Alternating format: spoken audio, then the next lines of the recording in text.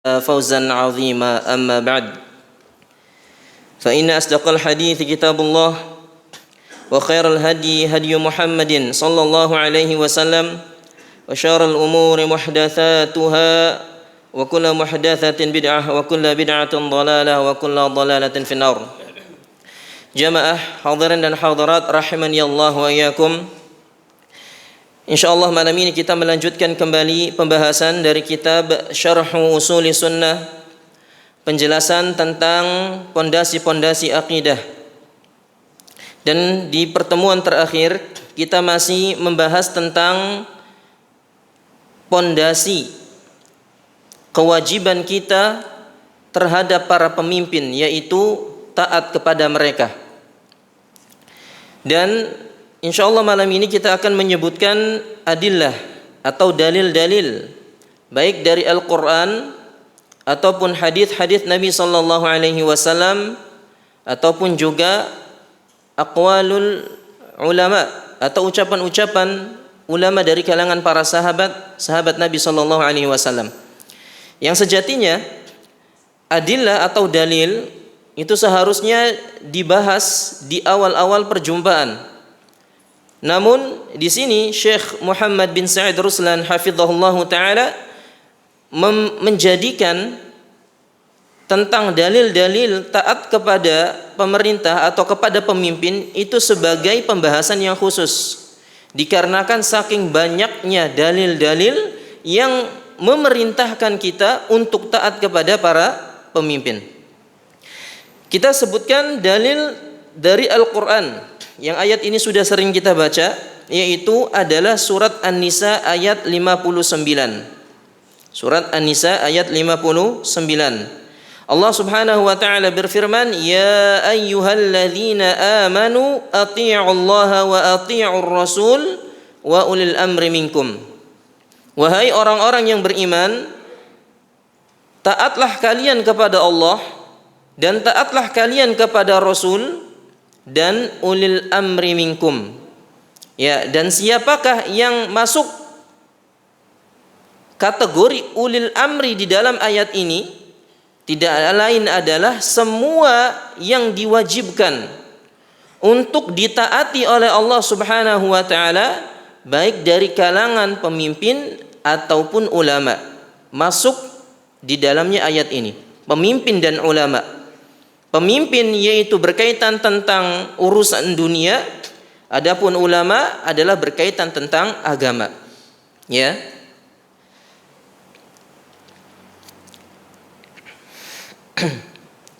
Kemudian kata Syekh Sa'id, fi hadhihi al-ayah wujubu sam'i wa ta'ati li wulatil amr. Di dalam ayat ini ada kewajiban untuk mendengar dan taat kepada para pemimpin, wa hadza mutlaq. Dan ini sifatnya mutlak.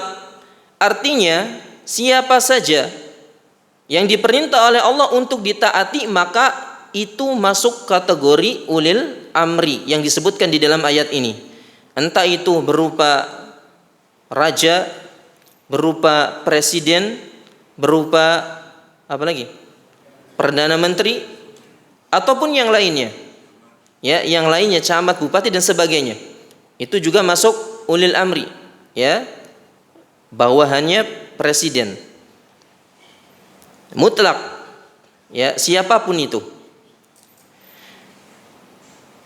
Kemudian ketaatan kepada mereka ini diikat, hanya terbatas dalam perkara ma'ruf saja, dalam perkara yang baik-baik saja. Adapun dalam perkara maksiat maka tidak boleh kita taat kepada para pemimpin. Makanya kata ati' di dalam ayat tadi disebutkan hanya 2 kali. Ati'ullah wa ati'ur rasul wa ulil amri. Allah tidak katakan wa ati'u ulil amri, enggak. Kenapa? Karena ketaatan kepada Allah dan Rasul itu mutlak. Enggak boleh kita tawar-menawar, enggak boleh. Kita wajib tunduk dan taat kepada perintah Allah dan Rasulnya. Adapun kepada pemimpin itu hanya terbatas dalam perkara ma'ruf saja.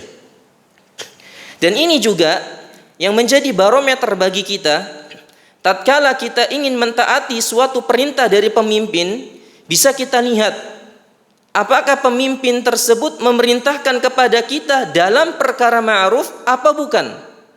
Kalau dalam perkara kebaikan, dalam perkara yang memang diperbolehkan, maka kita wajib taat. Adapun kalau dalam perkara maksiat, keburukan, melanggar larangan-larangan Allah, maka tidak boleh taat. Dan sudah kita sebutkan di pertemuan yang lalu contoh-contohnya, tatkala pemimpin kita memerintahkan perkara yang sifatnya sunnah misalnya, maka kita wajib untuk mengerjakannya. Masih ingat ketika pemimpin kita misalnya besok semuanya harus sholat duha. Sholat duha hukumnya sunnah, tapi karena ada perintah dari pemimpin, maka perintah tersebut menjadi wajib, ya, dari sisi taat kepada pemimpinnya. Atau dalam perkara-perkara mubah misalnya seperti mentaati rambu lalu lintas, itu juga bisa dikatakan wajib, karena itu adalah aturan yang dibuat oleh pemimpin kita. Apalagi ada maslahatnya, maka wajib untuk mentaatinya. Pakai helm, kemudian apa lagi? Ya, lampu merah, berhenti, SIM, pajak dan sebagainya. Itu wajib. Dan ketahuilah ikhwah, sudah pernah kita katakan, ketika kita melakukan itu semua, tanamkan dalam diri kita itu dalam rangka beribadah kepada Allah. Tanamkan bahwa kita melakukan ini karena ada perintah dari Allah dan Rasulnya untuk taat kepada pemimpin kita. Maka jadikan itu semua sarana untuk mendekatkan diri kita kepada Allah. Bahkan nanti akan disebutkan oleh Syekh Muhammad Sa'id Ruslan bahwa di antara sebab untuk bisa masuk ke dalam surga itu bisa taat melalui taat kepada pemimpin kita. Ya, jadi taat kepada pemimpin kita, bahkan dalam perkara-perkara mubah, itu bisa menjadi penyebab kita bisa masuk ke dalam surga. Enak teman ya, pakai helm aja bisa masuk ke surga. Ya, bisa jadi seperti itu. Karena karena Nabi SAW bersabda dalam haditsnya, kullu ummati yadkhulunal jannah. Siapa saja dari umatku pasti akan masuk ke dalam surga. Ya, jadi kita semua asalnya umat Nabi SAW masuk ke dalam surga. Tapi Nabi memberikan pengecualian, illa man aba, kecuali yang enggak mau masuk surga. Para sahabat bertanya, wa man ya'ba ya Rasulullah? Siapa yang enggak mau masuk surga ya Rasul? Kata Nabi, man ata'ani dakhalal jannah wa man 'asani faqad aba. Siapa yang taat kepadaku maka dia akan masuk ke dalam surga, sedangkan siapa yang durhaka, yang enggak mau taat kepada Nabi SAW, maka dialah orang yang enggak mau masuk ke dalam surga. Lalu apa pendalilannya dengan pemimpin, taat dengan pemimpin? Ya tadi perkataan Nabi, man ata'ani, siapa yang taat kepadaku. Bukankah Nabi SAW pemimpin? Iya atau tidak? Iya, pemimpin. Siapa yang taat kepadaku, maka dia akan masuk ke dalam surga. Mafhum mukhalafahnya, siapa yang enggak taat kepada Nabi, enggak taat kepada pemimpin, bisa jadi dia akan terjerumus ke dalam api neraka karena dia tidak mau taat kepada Nabi sallallahu alaihi wasallam. Ya, maka dalam mentaati aturan-aturan pemimpin kita ini, coba tanamkan ini ibadah, sarana untuk bisa masuk ke dalam surga. Maka jangan sia-siakan kesempatan tersebut. Ya, niatkan itu untuk ibadah kepada Allah Subhanahu wa taala.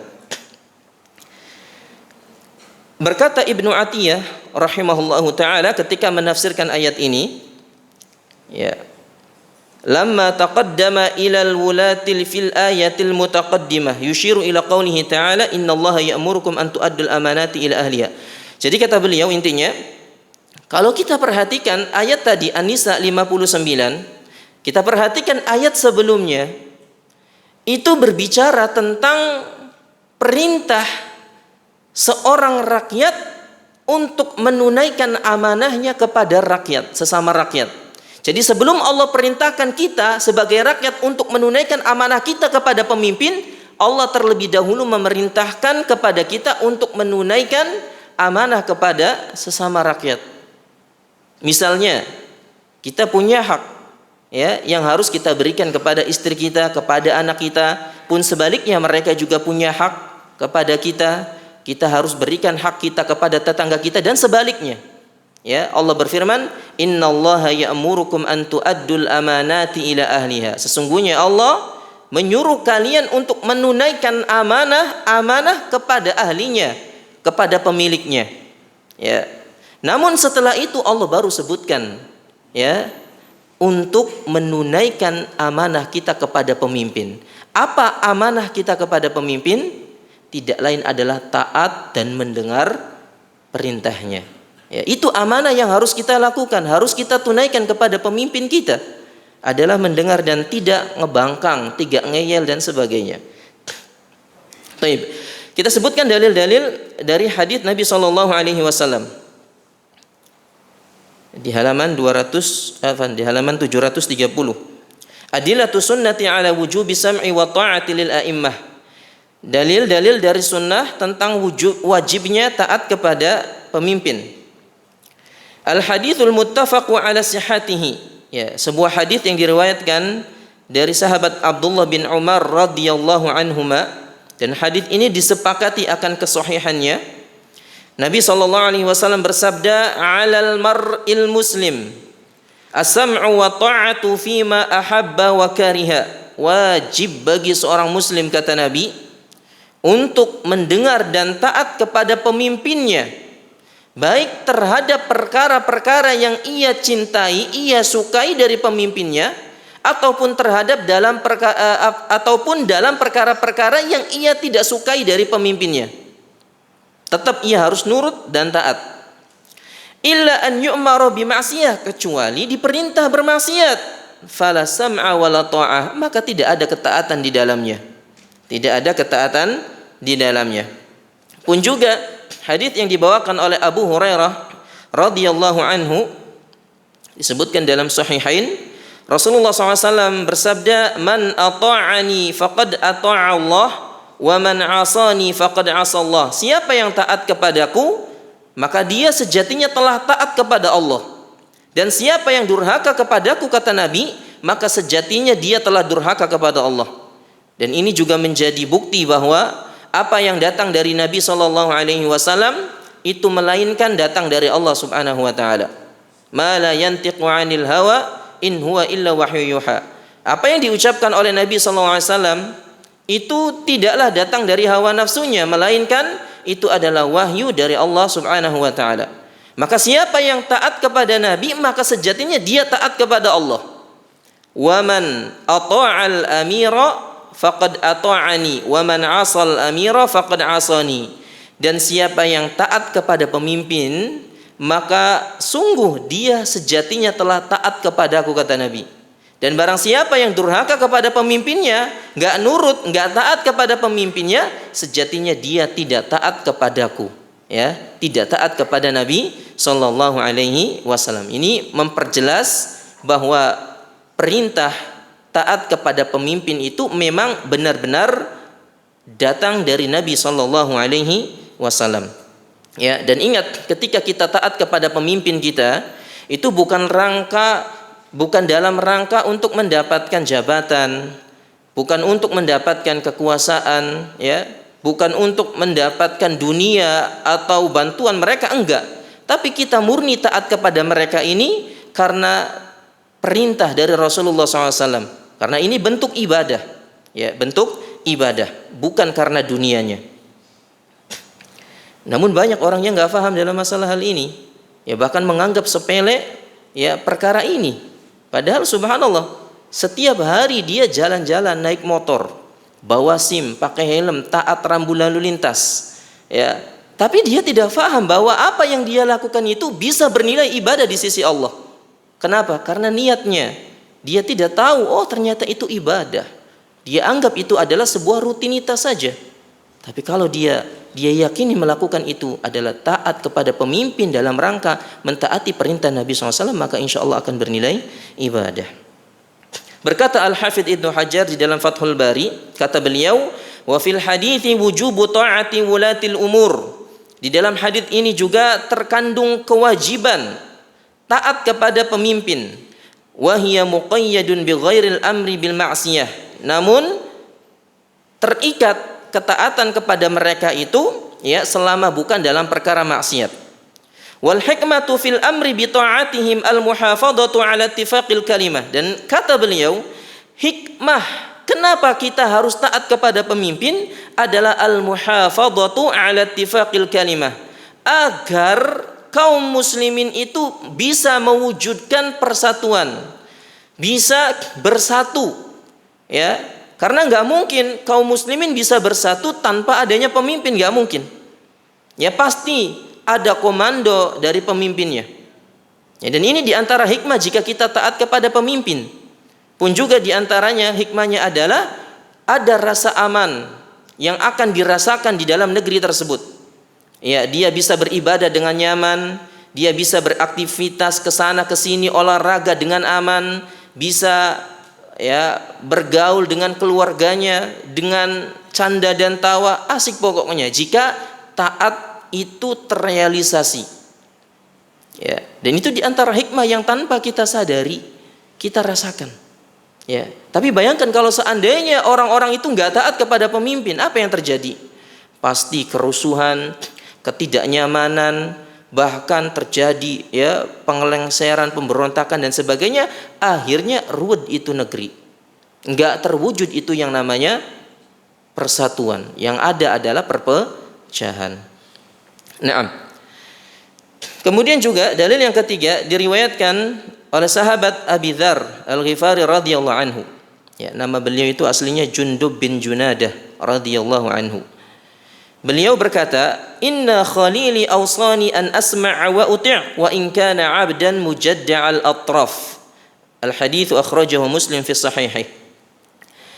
Kata Abi Dzar, sesungguhnya kekasihku yaitu Nabi sallallahu alaihi wasallam pernah berwasiat kepadaku agar aku taat dan dengar kepada pemimpin. Meskipun pemimpin tersebut kata Nabi adalah seorang budak, ya bukan hanya sekedar budak, tapi mujadda'al atraf, budak yang cacat, entah buntung tangannya ataupun kakinya. Bayangkan udah budak cacat lagi, ya tangannya terputus atau kakinya terputus. Tapi kalau seandainya orang seperti itu memimpin kita, maka kita wajib untuk taat kepada mereka. Ya, dan ini juga senada dengan hadis yang dibawakan oleh Irbad bin Sariyah radhiyallahu anhu ketika Nabi SAW memberikan wasiat wejangan terakhir. Ya, kata beliau di antaranya nasihatnya itu adalah as-sam'u wa ta'ah. Setelah beliau mewasiatkan ittaqillah, bertakwalah kepada Allah, kemudian as-sam'u wa ta'ah, taatlah dan dengar kepada pemimpin, wa in ta'ammara 'alaikum 'abdan habasyian. Ya, meskipun yang memerintah kalian itu adalah seorang budak. Dan hadis ini juga membantah syubhatnya orang-orang Khawarij yang mengatakan bahwa pemimpin ditaati itu tatkala hanya diraih dengan dua cara yang syar'i saja, dengan cara-cara yang syar'i saja. Adapun cara-cara yang tidak syar'i maka tidak ditaati kata mereka. Misalnya cara-cara yang syar'i itu apa? Sudah pernah kita sebutkan. Istikhlaf, na'am. Istikhlaf, apa itu istikhlaf? Wejangan dari pemimpin yang hidup tatkala itu bahwa dia mewasiatkan kepada seseorang dia penggantinya. Seperti Abu Bakar radhiyallahu anhu ya memberikan wasiat kepada Umar bahwa ketika beliau meninggal dunia maka kepemimpinan berpindah kepada Umar. Ini namanya istikhlaf. Ya, kalau sekarang itu Raja Salman masih hidup ya, hafizahullah taala. Dia memberikan wasiat agar putranya Muhammad bin Salman untuk menjadi pemimpin setelahnya, atau istilah sekarangnya itu disebut waliyul ahad, pemimpin yang dijanjikan oleh siapa? Oleh pemimpin sebelumnya. Ya, ini namanya istikhlaf. Ya, dan dijadikan oleh para sahabat seperti kepada Abu Bakar radhiyallahu anhu kepada Umar. Yang kedua adalah musyawarah. Ya, musyawarah yang dilakukan oleh ahlul ilmi wal aqd. Orang-orang yang berilmu dan orang-orang yang berkompeten di situ. Seperti yang terjadi kepada Utsman bin Affan radhiyallahu anhu ketika Umar masih hidup. Para sahabat, ada sekitar 6 para sahabat bermusyawarah untuk menentukan siapakah yang akan menggantikan Umar setelahnya, dan ditunjuklah Utsman bin Affan radhiyallahu anhu. Ini dua cara yang syar'i dalam pemilihan. Adapun sisanya maka bukan cara yang syar'i. Seperti at-taghallub, ya, at-taghallub itu melengsarkan, memberontakan. Ya, pemberontakan ini tidak syar'i. Ya, kata mereka, pemimpin itu ditaati kalau dengan dua cara syar'i yang tadi saja. Tapi kalau di luar dua cara tadi tidak wajib ditaati. Tidak wajib ditaati. Maka hadis ini yang menunjukkan bahwa jika budak memimpin kalian, kalian wajib taat kepadanya. Ini bantahan untuk mereka. Dari mana sisi pendalilannya? Budak. Kita tahu budak tidak mungkin memimpin, iya apa tidak? Kecuali dengan cara yang tidak syar'i. Kecuali dengan cara yang tidak syar'i, karena dirinya adalah budak. Budak itu kan dimiliki. Bagaimana dia akan memimpin sedangkan dia dimiliki oleh majikannya? Maka cara budak tersebut ketika ingin menjadi pemimpin harus membebaskan dirinya terlebih dahulu, entah dengan cara kabur atau dengan cara memberontak kepada majikannya atau bahkan membunuh majikannya. Ini kan cara-cara yang tidak syar'i. Ya, cara-cara yang tidak syar'i. Tapi kata Nabi, seandainya dia jadi pemimpin meskipun dengan cara yang tidak syar'i, tetap wajib untuk ditaati. Maka terbantah sudah syubhat orang-orang Khawarij. Pun juga Nabi mengatakan abdun habasyun. Jika seorang budak dari Habasyah, menunjukkan bahwa tidak boleh tatkala itu seorang pemimpin berasal dari negeri Habasyah. Ya, makanya ketika Nabi SAW meninggal dunia, ya, para sahabat di antaranya orang-orang Ansar, mereka sudah memiliki pemimpin sendiri. Sa'ad bin Abdullah kalau nggak salah. Ya, orang-orang Ansar menunjuk Sa'ad untuk menjadi pemimpin mereka, dan orang Ansar bukan orang-orang Quraisy. Kemudian orang-orang Muhajirin menjelaskan bahwa ada hadis di mana Rasulullah SAW bersabda al-a'immatu minal Quraisy, bahwa pemimpin itu harus dari orang Quraisy. Maka ketika mendengar tersebut, orang Ansar pun tidak neko-neko. Oh, enak saja, enggak, mereka justru nerimanya. Dan ini menunjukkan bahwa orang-orang Ansar, para sahabat Nabi, tidak terobsesi untuk menjadi penguasa, enggak. Ketika dihadapkan dengan ucapan Nabi SAW, mereka tunduk.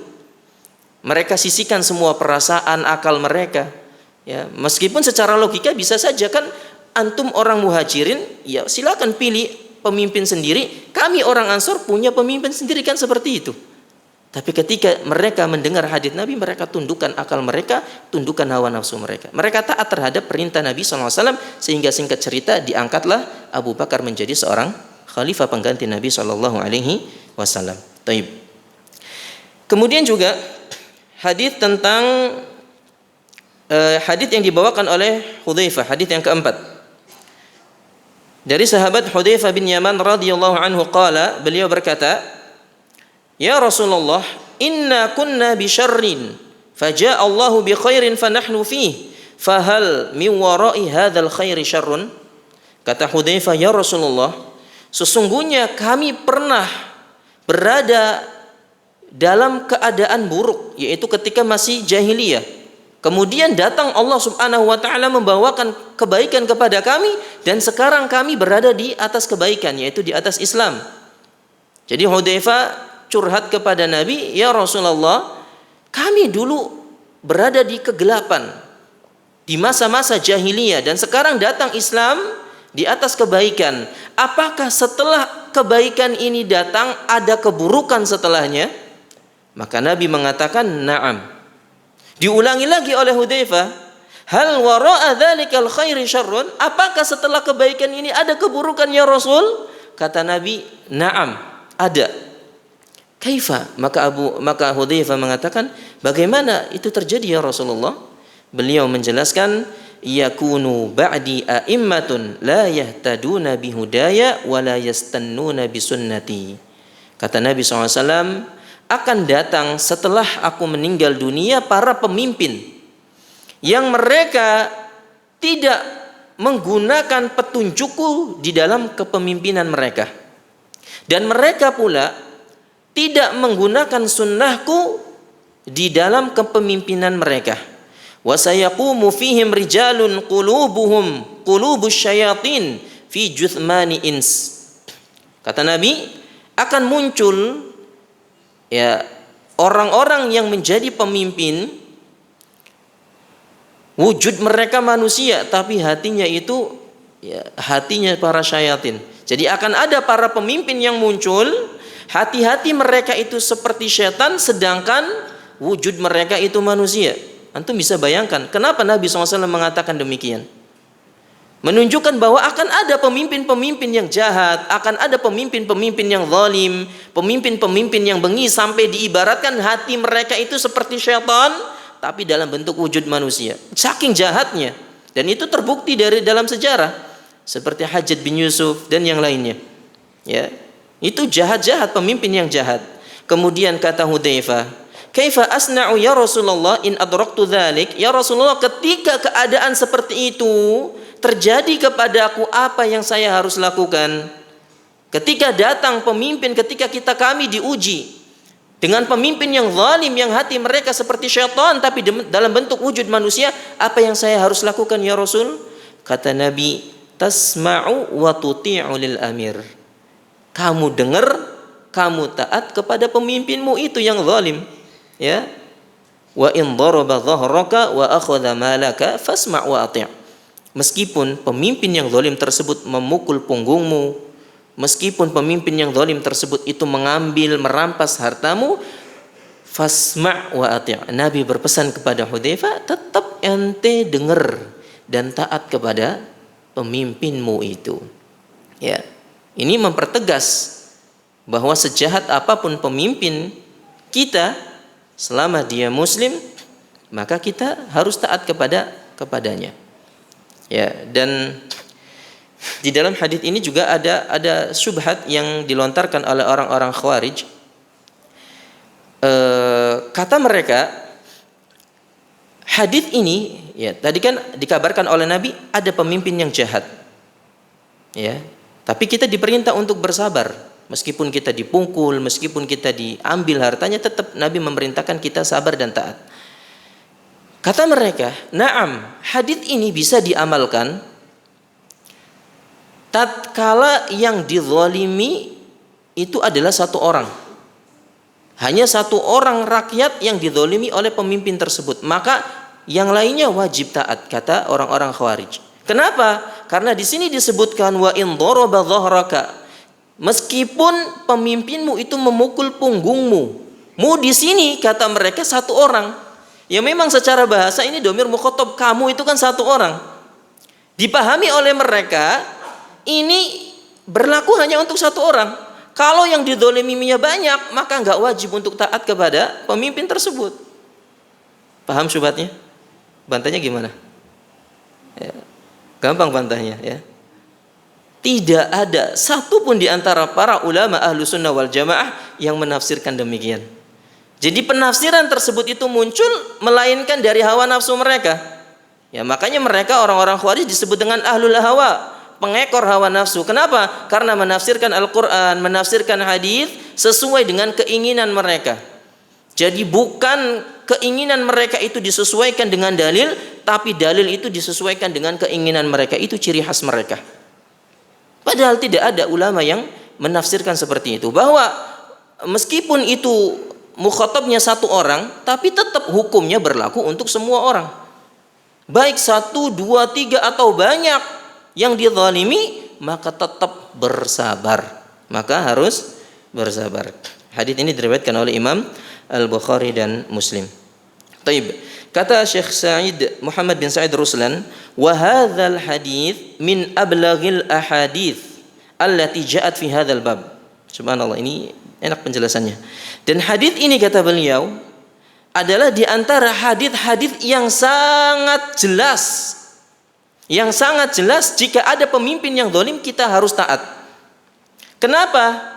إذ قد وصف النبي صلى الله عليه وسلم هؤلاء الأئمة بأنهم لا يهتدون بهديهم ولا يستنون بسنته.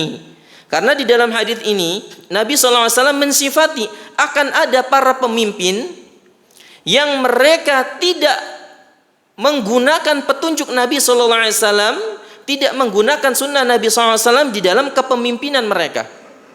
Dan ini pasti akan terjadi. Pasti akan terjadi, bahkan sudah terjadi. Wa dzalika ghayatud dhalal wa nihayatul fasad. Dan ketika itu terjadi, ketahuilah ini adalah puncak dari kesesatan.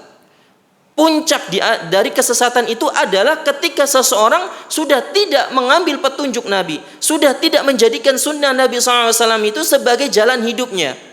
Karena orang yang tidak mau mengambil petunjuk sunnah Nabi, maka dipastikan dia akan tersesat.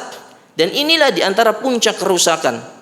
Orang-orang yang rusak itu tidak lain karena mereka menjauh dari petunjuk Nabi SAW. Padahal Nabi mengatakan, wa khairul huda huda Muhammadin sallallahu alaihi wasallam. Sebaik-baik petunjuk adalah petunjuk Nabi sallallahu alaihi wasallam. Tidak ada petunjuk yang lebih baik selain dari Nabi sallallahu alaihi wasallam.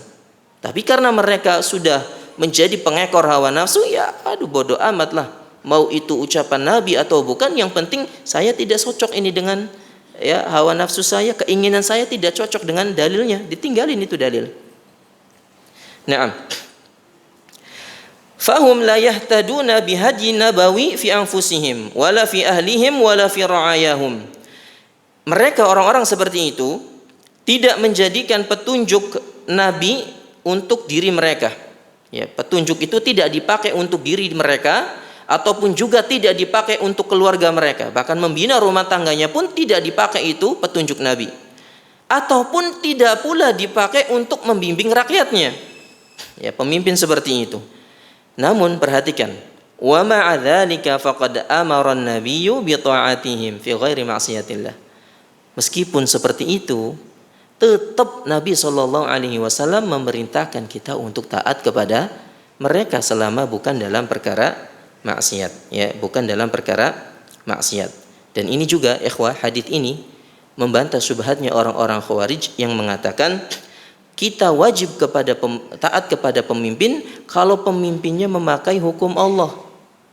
Tapi kalau pemimpin kita itu tidak memakai hukum Allah, kata mereka enggak wajib ditaati. Ya, benar enggak? Ini banyak yang termakan oleh syubhat seperti ini. Penggalan pertamanya benar. Wajib menjadikan hukum Allah itu sebagai undang-undang negara. Iya apa tidak? Dan ini sekaligus bantahan. Kan kata mereka itu, pemimpin yang ditaati itu adalah yang menggunakan hukum Allah. Kalau tidak menggunakan hukum Allah, kata mereka enggak wajib ditaati. Ya, maka bantahannya pertama, kita cocok dengan mereka ini, statementnya ini, wajib menggunakan hukum Allah. Iya apa tidak? Iya. Ya, wajib menggunakan hukum Allah. Tapi permasalahannya yang kedua, ketika ada pemimpin yang tidak menggunakan hukum Allah, kafir apa tidak? Nah, inilah letak perbedaan kita Ahlussunnah wal Jamaah dengan orang-orang Khawarij. Orang-orang Khawarij menganggap bahwa pemimpin yang tidak mengambil hukum Allah itu dikafirkan. Otomatis kafir kata mereka. Karena tidak menjadikan hukum Allah sebagai landasan hukum. Tapi Ahlussunnah merinci jika ada pemimpin yang tidak mengambil hukum Allah atau tidak menggunakan hukum Allah sebagai landasan hukum di negaranya. Pertama, kalau dia meninggalkan hukum Allah ini dalam rangka meyakini bahwa adanya hukum yang lebih baik dari hukum selain Allah, kafir apa tidak? Kafir. Ini disebutkan oleh Syekh Muhammad bin Abdul Wahhab rahimahullahu taala dalam kitabnya Nawaqidul Islam, pembatal-pembatal keislaman. Itu diantaranya meyakini ada hukum yang lebih baik, hukum selain Allah yang lebih baik daripada hukumnya Allah. Kan ini fatal. Ya, ini yang pertama. Yang kedua, atau dia tidak mengambil hukum Allah itu karena meyakini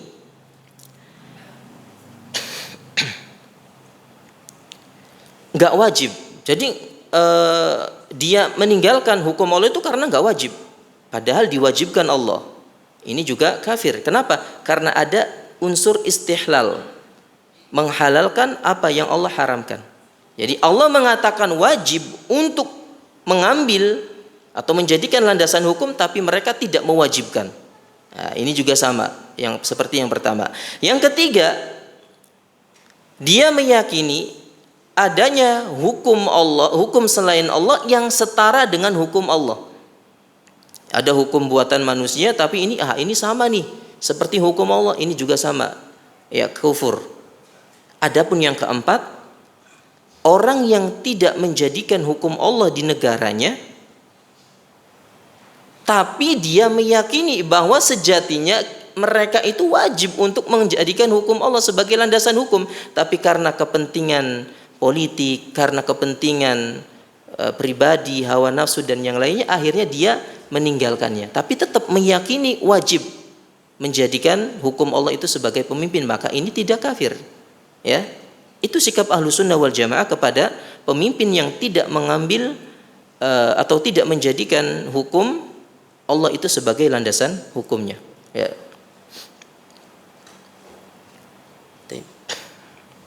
Maka kita sebagai rakyat udah taat saja sebenarnya. Enak, tugas kita itu gampang. Ya, tugas kita itu gampang untuk taat kepada pemimpin kita. Dalil berikutnya juga diriwayatkan dari Anas bin Malik.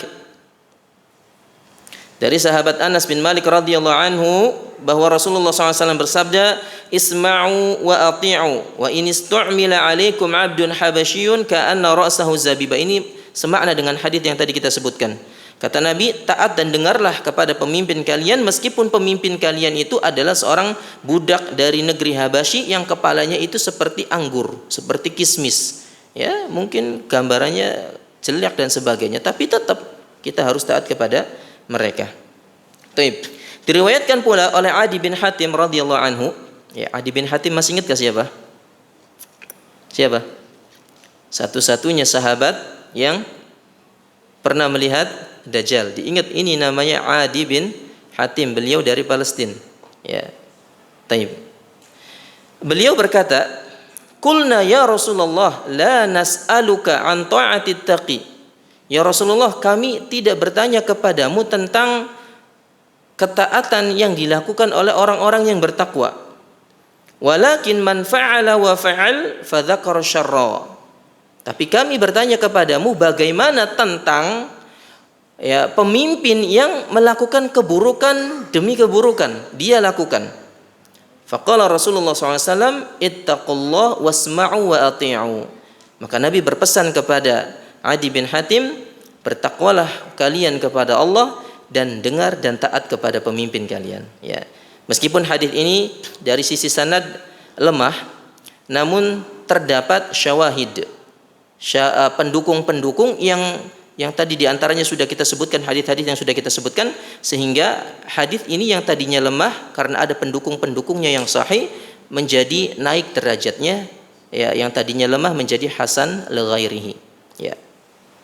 Ala kulli halin, ikhwani fiddin, a'azani Allah wa iyyakum. Kemudian Syekh Muhammad bin Sa'id hafizahullah taala berkata, An-Nabi sallallahu alaihi wasallam ya'muru bi'adami naz'il yaddi minat ta'ah. Nabi sallallahu alaihi wasallam memerintahkan kepada kita agar tidak melepaskan baiat kita kepada pemimpin kita. Ya, enggak boleh. Ya. Meskipun dia itu pemimpin yang zalim. Kenapa? Li'annal maslahatal 'ulya lil ummati tura'iha syar'iyyah. Karena maslahat umat itu sangat maslahat umat secara umum, secara menyeluruh itu sangat diperhatikan oleh syariat Islam. Ya. Wa tahrisu 'alaiha, dan sangat diperhatikan benar-benar. Jadi contohnya gini. Maslahat umat ya, secara umum itu lebih dikedepankan daripada maslahat individual, ya, masalah pribadi. Ya, salah satu contohnya begini. Ketika ada kebijakan dari pemimpin kita, misalnya ada kenaikan bahan bakar misalnya.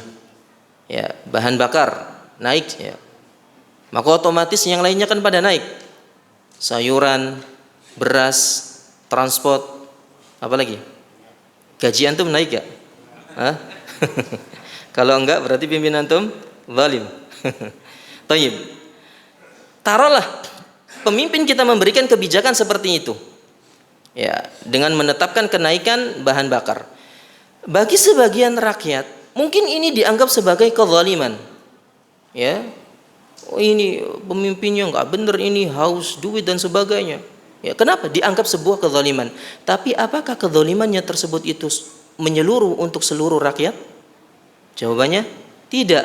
Karena mungkin ada orang-orang yang nggak masalah, nggak mempermasalahkan kenaikan bahan bakar. Misalnya, ya itu cuma naik 1.000, toh juga untuk menambah devisa negara dan sebagainya. Artinya ada pro dan kontra di sisi rakyat tersendiri. Nah, maksud beliau ketika terjadi seperti itu, jangan sampai orang-orang yang tadi mengklaim bahwa mereka dizalimi oleh pemimpinnya membuat kezaliman yang lebih besar daripada kezaliman yang dilakukan pemimpinnya.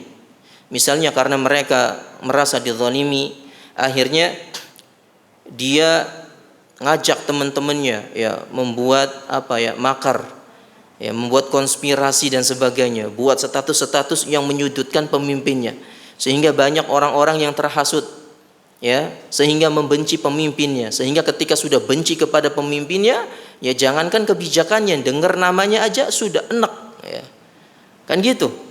Kemudian ujung-ujungnya apa? Kepada demo, pasti itu, entah demo di kantor bupati, ujung-ujungnya di istana negara dan sebagainya, menuntut apa? Menuntut tadi, ya, maslahat yang ingin mereka dapat. Tapi ketika itu terjadi dan akhirnya pemimpinnya kekeh, akhirnya terjadi naudzubillah, ya, penembakan dan sebagainya, kerusakan, akhirnya kezalimannya menyebar apa tidak? Menyebar. Bahkan orang-orang yang tadi merasa tidak dizalimi dengan kenaikan bahan bakar pun, karena sudah terjadi kerusakan, kerusuhan dan kekacauan, akhirnya mereka pun mendapatkan dampak dari kezaliman tadi. Maka di sini kita harus mengedepankan maslahat umat secara umum. Ya, tinggalkan ego kita gitu loh. Ya, kita harus mementingkan maslahat yang lebih luas daripada maslahat pribadi. Adapun maslahat pribadi, kata beliau, fal amru fiha hayyin, itu perkaranya lebih ringan. Anda kasih contoh lagi, ketika ada pemimpin yang merampas rumahnya, merampas tanahnya untuk dijadikan jalan misalnya. Udah, ya, karena dia disuruh pindah, dibeli nggak mau, ngeyel, akhirnya pemimpinnya kesel, udah bongkar aja itu rumahnya, akhirnya dibongkar. Zalim apa tidak? Zalim. Dan orang seperti itu berhak menuntut, terserah, berhak dia ya menuntut. Tapi dilihat di sini, ketika pemimpin tersebut berbuat zalim kepada satu orang saja, ya, kepada satu orang saja, maka satu orang ini jangan ngajak-ngajak yang lainnya untuk benci kepada pemimpinnya tadi. Ya, kenapa? Karena kalau ngajak-ngajak itu pasti kerusakannya lebih besar. Ya, kerusakannya lebih besar. Yang tadinya kezaliman hanya dirasakan oleh dia saja, tapi ketika dia menghasut kaum muslimin yang lainnya, maka yang lainnya pun akan merasakan dampak dari kezaliman pemimpin tersebut. Ibaratnya seperti gini, ketika Abdullah bin Saba, ya, ini orang yang pertama kali demo dalam sejarah Islam. Ya, siapa? Abdullah bin Saba, orang Yahudi. Ketika Utsman bin Affan radhiyallahu anhu dituduh dengan berbagai macam tuduhan, ya, Abdullah bin Saba ini justru memprovokasi orang-orang yang ada di Kufah, yang di Baghdad, yang ada di Mesir untuk apa? Untuk demo, ya, di kota Madinah untuk melengsarkan Utsman bin Affan radhiyallahu anhu. Ya, jadi seperti itu kasusnya, dihasut ke sana ke sini. Ya, dihasut ke sana ke sini sehingga akhirnya terjadi pembunuhan kepada Khalifah Utsman bin Affan, dan itu yang melakukan adalah siapa? Abdullah bin Saba. Ya, Abdullah bin Saba yang di zaman Ali radhiyallahu anhu, Abdullah bin Saba ini dibakar hidup-hidup. Kenapa? Karena dia dan para pengikutnya meyakini bahwa Ali itu adalah Tuhan. Ya, dinasehati oleh Ali, saya bukan Tuhan, tapi ngeyel. Saking apanya? Saking ngefans-nya kepada Ali bin Abi Thalib. Karena beliau ini ahlul bait. Sehingga ketika dinasehati tidak mempan, akhirnya Ali bin Abi Thalib membuat parit, lalu diambillah itu Abdullah bin Saba dan para pengikutnya, dimasukkan ke parit, dibakar hidup-hidup. Bayangkan, kejam gak Ali? Kejam gak? Ya, enggak kejam sebenarnya. Ini karena dia ngeyel, meyakini ada Tuhan selain Allah, kan kurang ajar. Ya, maka saking keselnya dibakar meskipun perbuatan Ali ini ditegur oleh Ibnu Abbas radhiyallahu anhu. Ya. Karena membakar itu diantara hukuman Allah Subhanahu wa taala, maka jangan kalian menghukum dengan menggunakan hukuman yang digunakan oleh Allah Subhanahu wa taala, yaitu membakar. Taib ala kulli halin jamaah rahimani wa rahimakumullah. Taib. Kemudian kita sebutkan beberapa dalil dari ucapan para sahabat tentang wajibnya taat kepada pemimpin. Dikisahkan oleh seorang tabi'in yang bernama Abdullah bin Dinar rahimahullahu taala, dia berkata, "Syahidtu Ibnu Umar haitsu ijtama'a an-nasu 'ala Abdul Malik." Kata Abdullah bin Dinar, aku pernah menyaksikan Abdullah bin Umar radhiyallahu anhuma, ya, di hadapan orang-orang yang sedang berkumpul di hadapan pemimpin yang bernama Abdullah bin Malik. Jadi Abdullah bin Malik ini khalifah yang mendapatkan kekhilafahan dengan cara yang tidak syar'i, ya, dengan cara mengangkat pedang kepada pemimpin sebelumnya. Nah, di sini apa sikap Ibnu Umar? Kata Abdullah bin Dinar, kataba inni uqirru bisam'i wa ta'ati li Abdullah bin Abdul Malik Amirul Mukminin. Kata Ibnu Umar yang intinya, saya menetapkan, ya, dengar dan taat kepada Abdullah bin Malik sebagai pemimpin kaum muslimin. Jadi meskipun caranya tidak dihasilkan dengan cara yang tidak benar, tapi lihat sikap Ibnu Umar tetap taat kepada pemimpin tersebut. Ketika dia menjadi seorang pemimpin, tetap untuk taat kepada pemimpin. Nah, ini juga bisa kita praktekkan di zaman sekarang. Orang-orang yang tidak setuju dengan pemilu, ya, karena pemilu di negeri kita tidak syar'i, maka sebagian di antara kita tidak memilih atau tidak nyoblos. Ya, kenapa? Karena ini tidak disyariatkan. Tapi kenapa ketika mereka tidak nyoblos tetap mengakui pemimpin yang jadi? Kenapa? Karena kalau seandainya tetap nggak mengakui, nanti akan terjadi kekacauan, ya apa tidak? Sehingga jalan tengahnya adalah tetap taat meskipun cara yang didapatkan itu tidak benar. Ya. Tapi ini sikap kita. Ya, tetap kepada mengakui pemimpin, dan pemimpin kita yang akan datang siapa? Bapak Prabowo, ya, hafizahullah taala, dan Gibran. Ya, mudah-mudahan Allah Subhanahu wa taala memberikan taufik kepada mereka. Ala kulli halin kita harus mengakuinya. Ya, bagi orang-orang yang kemarin enggak suka dengannya dan sebagainya harus legowo, ya. Iya, ibaratnya sama sebenarnya kasusnya seperti orang yang memberontak. Itu kan caranya tidak syar'i. Dia mengangkat pedang. Nah, orang-orang yang enggak ikut-ikutan mengangkat pedang, ketika itu jadi sebagai pemimpin, harus taat apa tidak? Harus, kan? Pun juga sama. Ya. Pemilu itu kan memang bukan pakai pedang, tapi pakai apa? Pakai paku. Ya, itu juga senjata, kan?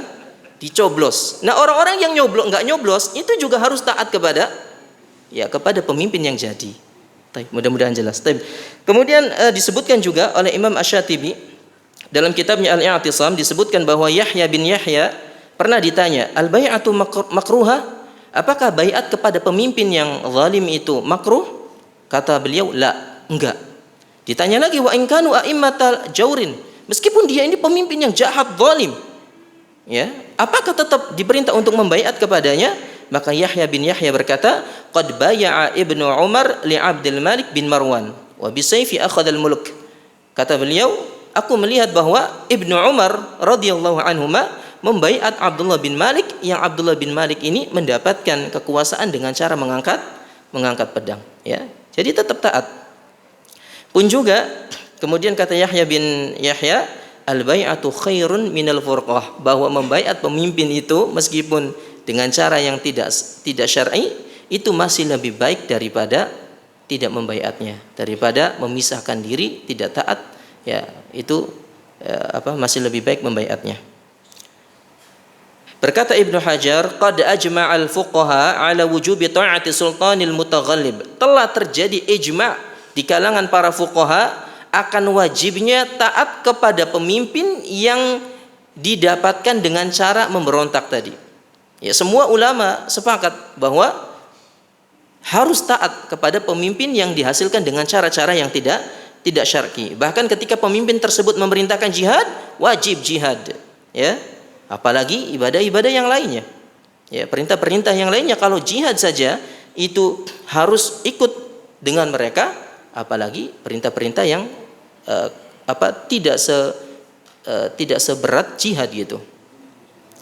Kemudian dikatakan oleh Suwaid bin Ghaflah rahimahullahu taala, dia mengatakan, Umar pernah berkata kepadaku, "Ya Aba Umayyah, inni la adri la ali la alqaqa ba'da 'ami hadza." Kata Umar, "Wahai Abu Umayyah, aku enggak tahu apakah tahun depan ini aku masih berjumpa denganmu atau tidak." Kata Umar, "Fa in umira 'alaika 'abdun habasyiyun mujadda' fasma' lahu wa ati'." Di sini Umar memberikan pesan kepada Suwaid bin Ghaflah, ya, saya nggak tahu tahun depan ini umur saya masih ada atau enggak. Tapi jika seandainya umur saya udah nggak ada dan engkau dipimpin oleh seorang budak Habasyi, seorang budak yang berasal dari Habasyi, maka tetap engkau dengar dan taat. Ini wasiatnya siapa? Umar ibn Khattab radhiyallahu anhu kepada sahabatnya. Wa in darabaka fasbir. Dan jika dia memukulmu maka bersabarlah. Wa in haramaka fasbir, dan apabila dia merampas hartamu maka juga bersabarlah. Jadi perintah untuk bersabar dan taat. Ya, athar ini sahih, dikeluarkan oleh Ibnu Abi Syaibah dan yang lainnya. Tapi masih ada cerita-cerita yang lainnya seperti kisah Abu Bakrah. Masih ada waktunya 7 menit. Kita satu lagi.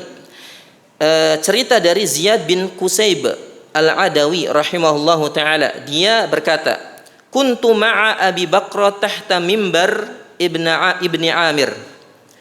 Aku pernah bersama Abu Bakrah yang tatkala itu kami posisinya berada di bawah mimbarnya Ibnu Amir. Ibnu Amir ini adalah gubernur tatkala itu, kalau nggak salah gubernur Irak. Ya, gubernur Irak wa huwa yakhutub. Jadi Ibnu Amir ini seorang gubernur lagi khutbah. Nah, di bawahnya ini Abu Bakrah dan Qusayb, Ziyad bin Qusayb. Kemudian alaihi thiyabun riqaq. Ternyata Ibnu Amir ini memakai pakaian yang tipis, dan pakaian yang tipis di zaman tersebut itu dianggap sebagai pakaiannya orang-orang fasik, pakaiannya orang-orang yang buruk. Faqala Abu Bilal wa huwa ahadul khawarij. Kemudian berdirilah seseorang yang bernama Abu Bilal. Ya, Abu Bilal ya, afan, kalau ada yang namanya Bilal jangan tersinggung. Abu Bilal ini salah seorang khawarij. Dia berdiri. Unzuru ila amirina yalbasu thiyabal fusaq. Dia berdiri kemudian memprovokasi yang lain. Lihatlah pemimpin kita, dia memakai pakaian-pakaian orang fasik, pakaian tipis, pakaiannya orang-orang fasik di depan siapa? Yang lainnya. Dipermalukan itu Ibnu Amir. Faqala Abu Bakrah, ya, maka Abu Bakrah yang ada di bawah tersebut, uskut anta, diam ente. Sami'tu Rasulullah SAW yaqul, man ahana sultanallahi fil ard ahanahu Allah. Perhatikan di sini.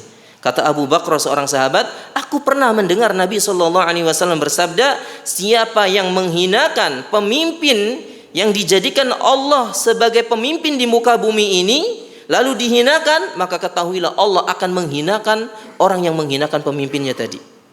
Ya, dan ini ancaman bagi kita semua, orang-orang yang suka mengkritik kebijakan pemimpin kita, ya, mengkritik atau bahkan menjelek-jelekan pemimpin kita. Ingat, antum terancam. Kita semua tatkala naudzubillah melakukan demikian terancam akan dihinakan oleh Allah Subhanahu wa taala. Naudzubillah. Maka hati-hati ya, yang suka buat apa itu? Buat status yang konotasinya itu menjelek-jelekan, memojokkan pemimpinnya, hati-hati, terancam dihinakan oleh Allah Subhanahu wa taala. Haditsun hasan akhrajahu Tirmidzi. Pun juga Ibnu Sirin rahimahullah, seorang ulama dari kalangan tabi'in, pernah mendengar seseorang yang mencela Hajjaj bin Yusuf. Kita tahu bahwa Hajjaj bin Yusuf orang yang jahat, membunuh sebagian para sahabat. Ketika ada rakyatnya yang enggak terima dengan perbuatannya, dicela itu, habis dijelek-jelekin itu siapa? Hajjaj bin Yusuf. Lalu Ibnu Sirin mengatakan kepada laki-laki tadi, "Mah ayyuhar rajul, celaka ente rajul, fa innaka law qad wafaital akhirah kana asgharu dzambin amiltahu qad a'dhamu 'alaika min a'dhami dzambin 'amilahu al-Hajjaj. Kata Ibnu Sirin, sesungguhnya jika engkau mati dan di akhirat engkau disidang oleh Allah Subhanahu wa taala, maka engkau akan dapati dosa yang engkau anggap kecil itu akan menjadi besar, bahkan lebih besar daripada dosa besar yang dilakukan oleh Hajjaj bin Yusuf. Paham enggak maksudnya?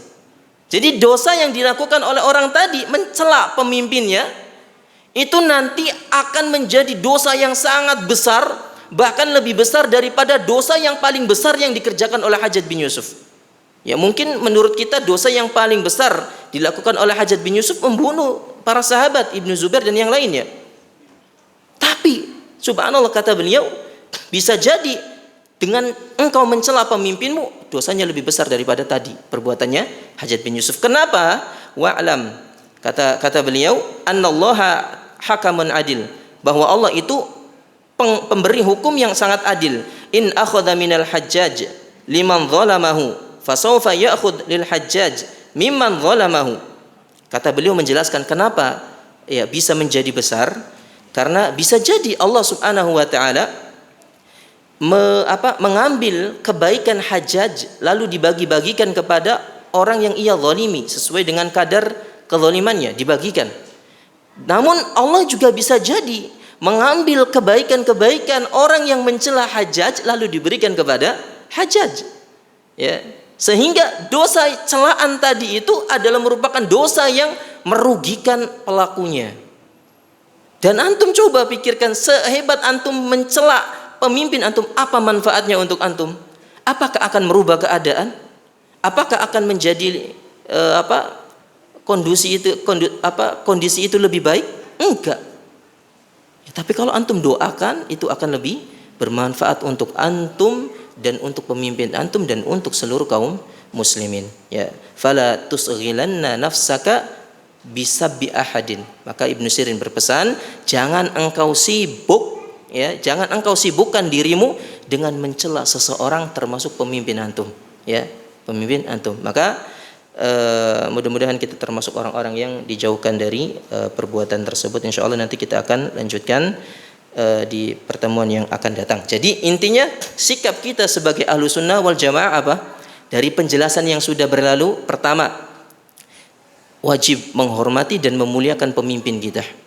Makanya Allah menggandengkan perintah taat kepada pemimpin itu dengan taat kepada Allah dan Rasulnya, disejajarkan, menunjukkan bahwa pemimpin itu memiliki kedudukan yang utama di dalam agama Islam, memiliki kedudukan yang tinggi di dalam agama ini. Maka kita harus memuliakan dan menghormatinya. Yang kedua, mendengar dan taat.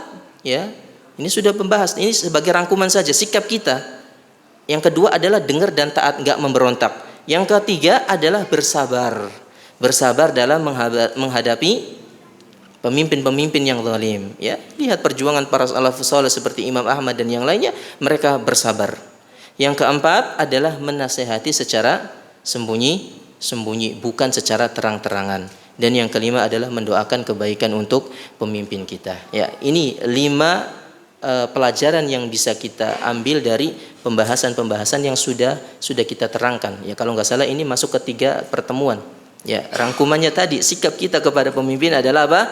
Menghormatinya, memuliakannya, taat dan mendengar, kemudian bersabar, ya, menghadapi pemimpin-pemimpin yang zalim atau kebijakan-kebijakan yang mungkin menurut kita merugikan kita. Kemudian keempat, menasehatinya, dan yang kelima adalah mendoakan kebaikan. Wallahu a'lam bishawab. Naktafi bi du'aika fardul majlis. Subhanakallahumma wa bihamdika asyhadu an la ilaha illa anta astaghfirullah wa atubu ilaik. Wassalamu alaikum warahmatullahi wabarakatuh.